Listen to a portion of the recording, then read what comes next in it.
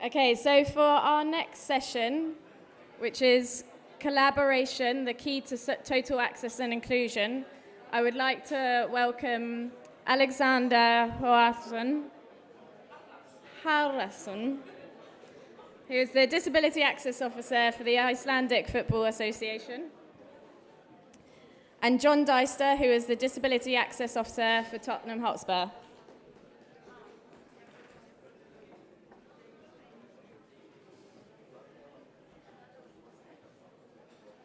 So in this session, we're going to look at some recent case studies that demonstrate how vital it is to work with different stakeholders in access and inclusion. We've heard a lot today already about the importance of user-led feedback. So now we're going to look at some actual projects that have been doing that whilst constructing new stadiums or looking at existing stadiums. So Ben Veenbrink was going to come today. Unfortunately, he was flying from Amsterdam and had to wait on the plane for a while whilst it was being de-iced. So he arrived in Barcelona earlier today, but missed his connecting flight. So sadly, had to just go straight back to Amsterdam. So I'm actually going to become Ben now. So if you can imagine me as a tall, blonde Dutch man, then that would be great. And so the reason why we've invited Ben today is he runs Stadium Consultancy. Ben actually helped CAFE write the Access for All guide back in 2009. He consults many stadiums across Europe, and every time he consults a new stadium, he always makes sure that they're thinking about accessibility. He's currently working on Gibraltar's new national stadium, which is aiming to meet and in some parts exceed minimum requirements according to the UEFA and CAFE guide. We will then listen to Alexander's presentation. Alexander has been recently appointed as the Disability Access Officer for the Icelandic FA, and before that he ran a project which where he went around each stadium in the top league and assessed what they were doing in terms of accessibility and how they could improve. So Alexander will be talking about assessing a current situation of existing stadiums and how you can go from there to ensure they meet best practice. And then finally, we will have a question and answer session, which will also involve John Deister, the Disability Access Officer for Tottenham, who will also share his experiences in collaborating with different disability NGOs to ensure that the new stadium meets or exceeds accessibility requirements as well. So I'm just going to start with Ben's presentation. So if we could switch to the keynote presentation, please. And please bear with me because I'm not entirely sure what Ben wanted to get across, but I'll do my best. This doesn't seem to be working. Here we go. Okay, so for this presentation, we're going to go into an introduction to just give you a bit more information about the project of creating the new stadium for the Gibraltar FA. Then we're going to go into some of the challenges that they've already met in planning the stadium. We'll look at some of the key features of the stadium, including how it's meeting accessibility requirements and what that will actually mean when you get to the stadium. And then we'll look at where they're actually at in this process and the next steps. And then we'll have the questions in the question and answer session later. Okay, so for the next slide. And the next one. Thank you. So in 2013, Gibraltar became an official member of UEFA, and in 2016 became an official member of FIFA. It had an old stadium, which was adjacent to the international airport, which was extremely old. It opened in 1926. It had a 2,000-seater capacity, so it was quite small, and this was spread over just 2 stands.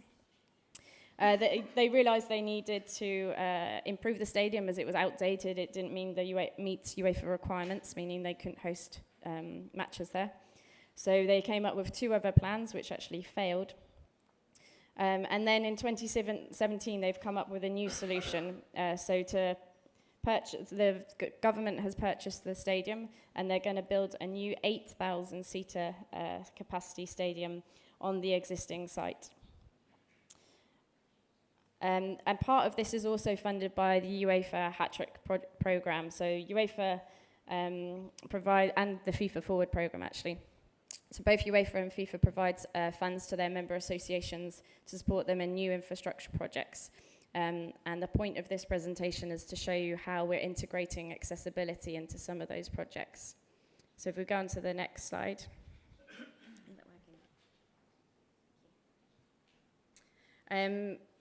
So in terms of its objectives, they obviously wanted to make sure that the stadium was UEFA compliant, that they would have 8,000 seats. They wanted to host the home matches of the Gibraltar Football Association's national team and its first division teams. They also wanted to make it larger than just a stadium for the games, and they are building a futsal hall, sports medical facility, training pitches, and then the offices for the actual federation.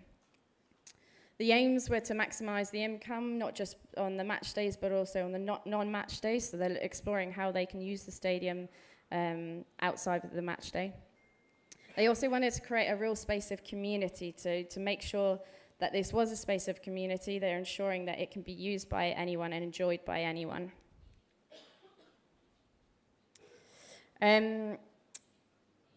So in order to meet best practice, local requirements and international requirements, they're meeting, as you can see from this long list, I won't go through everyone, many different regulations.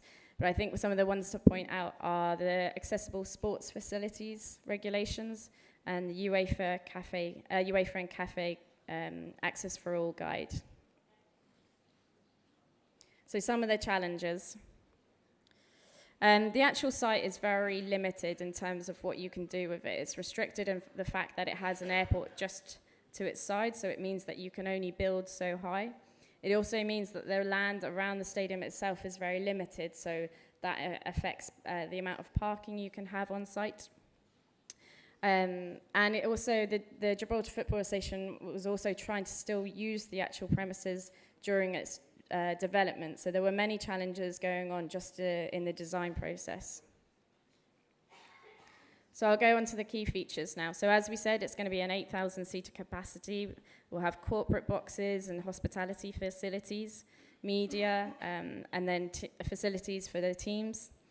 It's going to have a 500-seater capacity futsal hall, sports medical facilities, community areas, training pitches, a fan shop, museum, sports bar, and then the offices, as I mentioned earlier.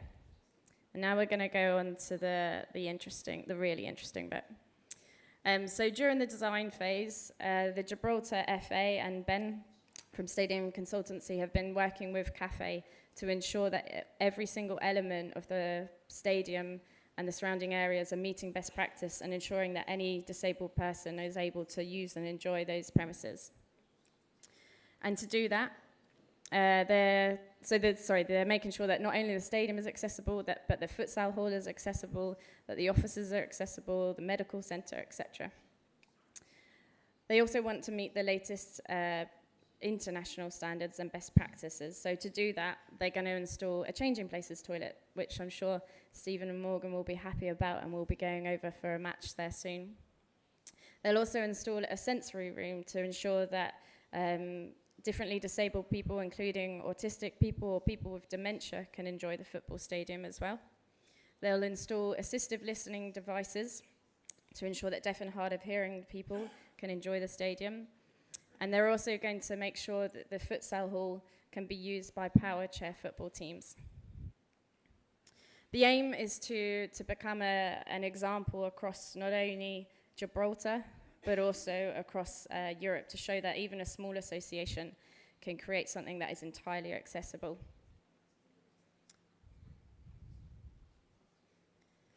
So they plan to have 87 wheelchair user spaces.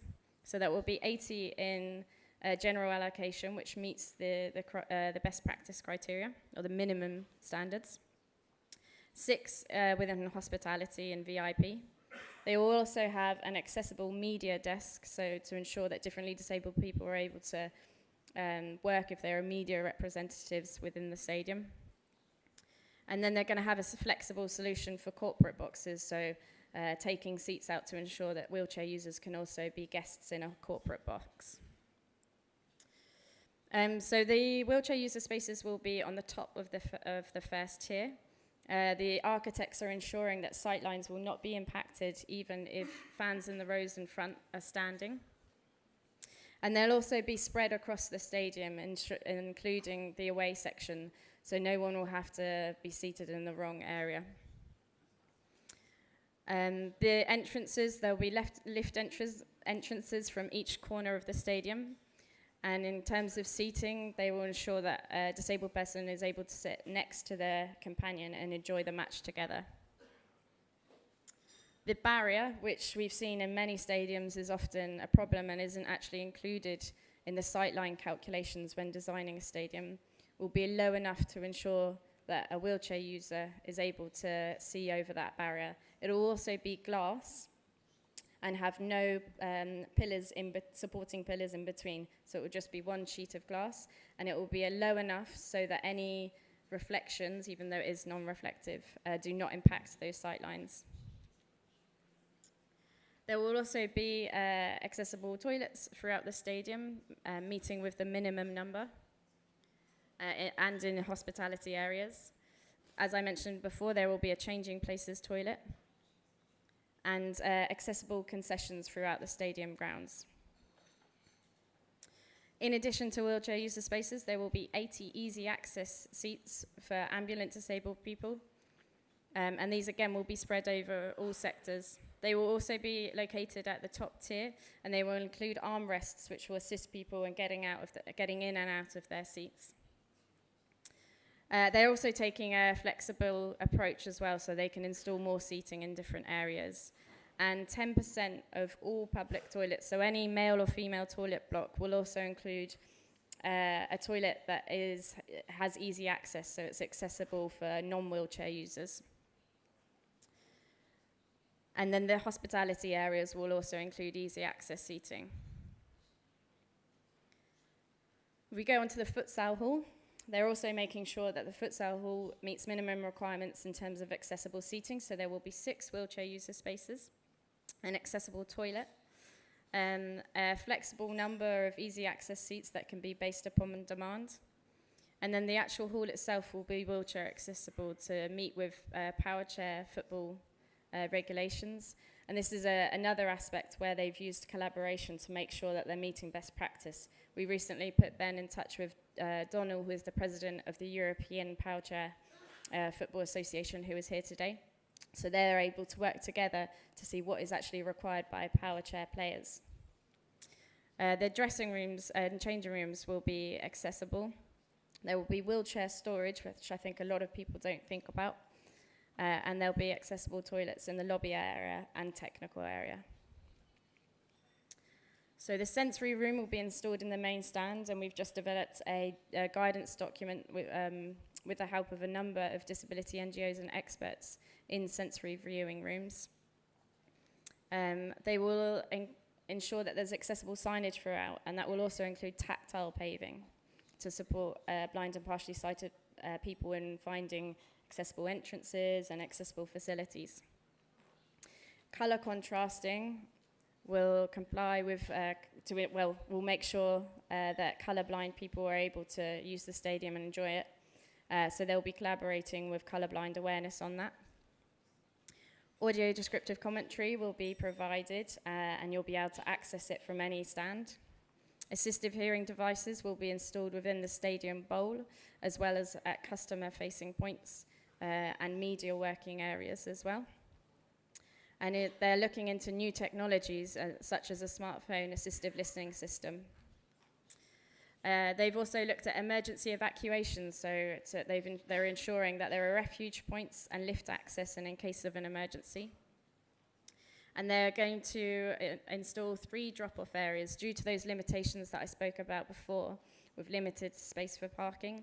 They'll ensure that people can be dropped off at the stadium. There will only be 36 car parking spaces, so to meet the 6%, which is the minimum standard, they will install 2 accessible car parking spaces. So this is a slide now that shows what that top tier, that first tier will look like. So there you can see yellow, which represents wheelchair user spaces, which are spread around the grounds, around the stands, sorry. And they also show the easy access seating. You can also see with the international disability symbol the different entrances around the stadium and the accessible toilets. So, in terms of where they're at now, they've managed to purchase the land and have gone through the first stages of design. They are planning to obtain the planning permit officially in July next year, and to start construction in September. So there's still some time now to go through the planning process and make sure that they are designing this to meet every minimum requirement. And they hope to complete by 2021. So we've now got a video that they've prepared. Oh, sorry, I've just accidentally stopped it.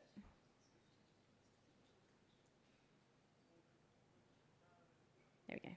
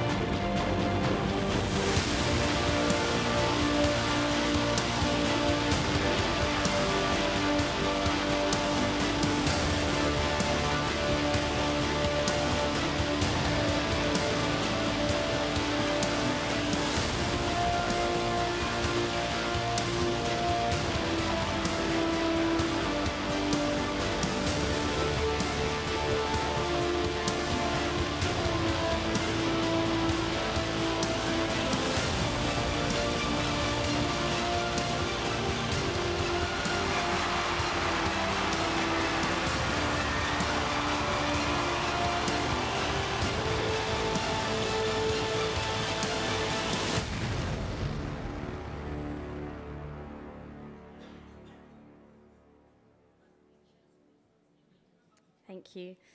So the reason why I had invited Ben is mainly because this topic is called collaboration. Is it the key to total access?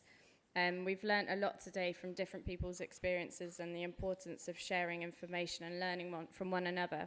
And I think this stadium project is showing how if you involve the right people, the experts and the local users, when designing something, then you can ensure that it is genuinely going to benefit the people around you that need it or want to make the most of it.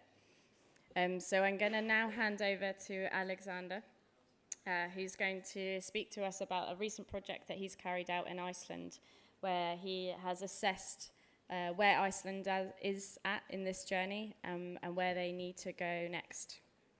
Thank you.